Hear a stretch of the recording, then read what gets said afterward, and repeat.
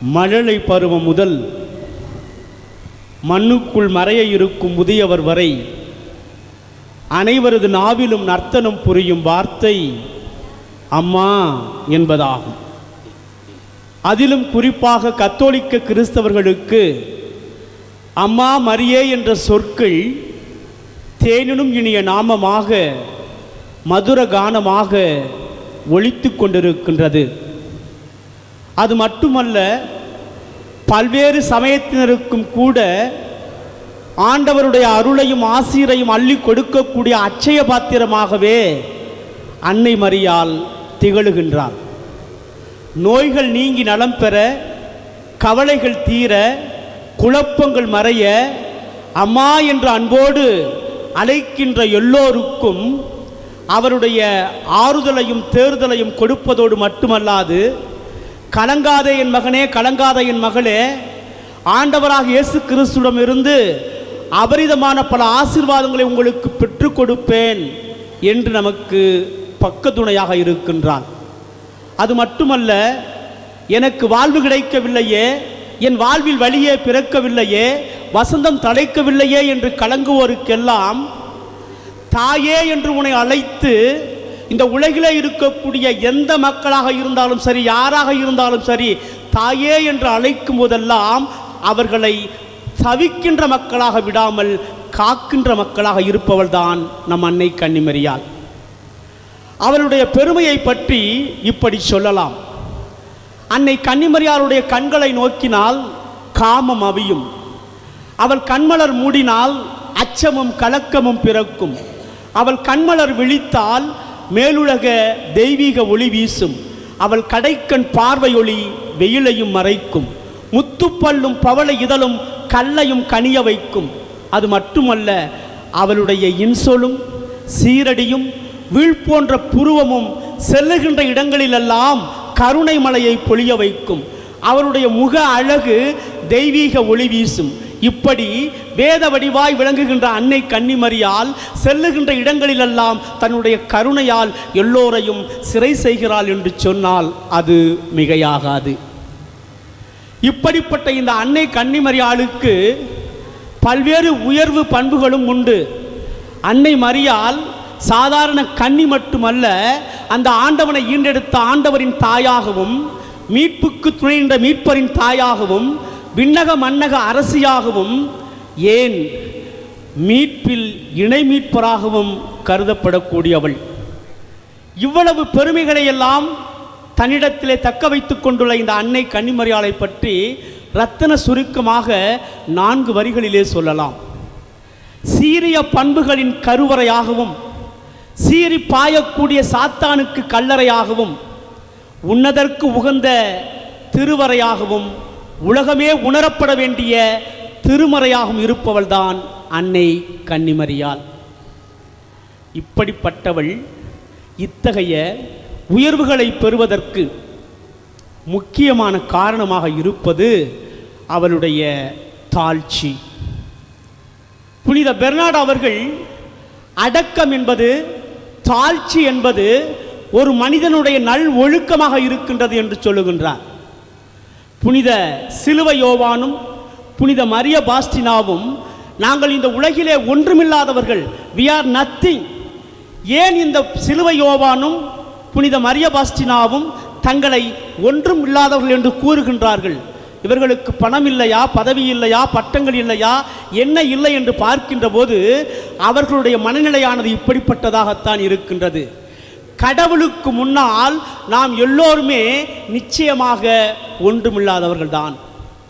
பழைய ஏற்பாட்டிலே எண்ணிக்கையாகமும் 12வது இயல் 3வது இறை சொற்றொடரை படித்து பார்க்கின்ற போது மனிதர்களிலேயே மிகுந்த சாந்தம் உள்ளவரும் தாழ்ச்சி உள்ளவருமாக இருப்பவர் மோசே என்று அந்த இறைவசனம் நமக்கு சுட்டி காட்டுகின்றது. ஆனால் இவை எல்லாவற்றையும் விட முத்தாய்ப்பு பெற்றது போன்று நம் அன்னிமரியாளுடைய தாழ்ச்சியானது இருக்கின்றது.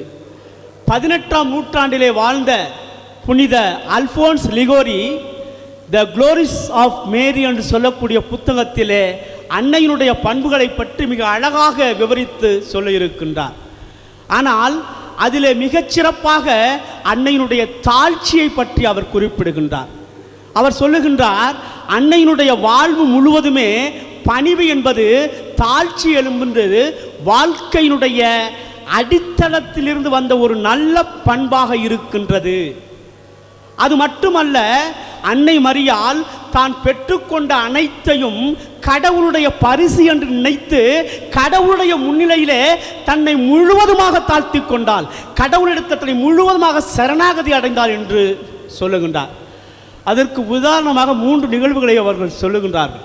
முதலாவதாக பார்க்கின்ற போது இன்றைய நற்செய்தியிலே வாசித்தது இதற்கு உதாரணமாக திகழ்கின்றது. அன்னை மரியாளுக்கு மங்கள வார்த்தை கூறிய பின்பு அன்னை மரியாள் யூதேய மலைநாட்டிலே இருக்கக்கூடிய எலிசபெத் அம்மாளை சந்திப்பதற்காக செல்லுகின்றார்.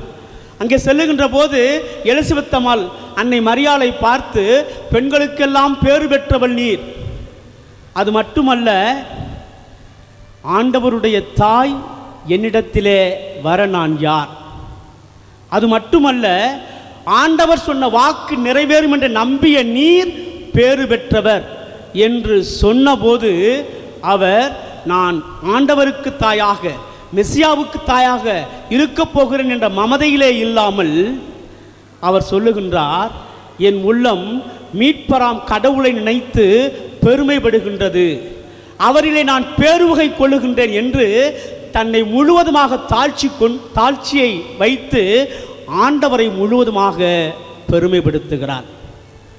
உண்மையிலேயே தாழ்ச்சி உள்ள உள்ளம் என்பது தன்னை முன்னிலைப்படுத்தாது, தன்னுடைய புகழை முன்னிலைப்படுத்தாது, ஆண்டவரை முன்னிலைப்படுத்துவதாகத்தான் இருக்கும். இந்த நிலையிலும் அவள் அப்படித்தான் கடவுளை முன்னிலைப்படுத்தி மீட்பராம் கடவுளிடத்திலே நான் பேருவகை கொள்ளுகின்றேன், ஏனென்றால் தாழ்நிலையில் இருந்த என்னை அவர் கடைக்க நோக்கினார் என்று மிக அழகாக சொல்லுகின்றார்.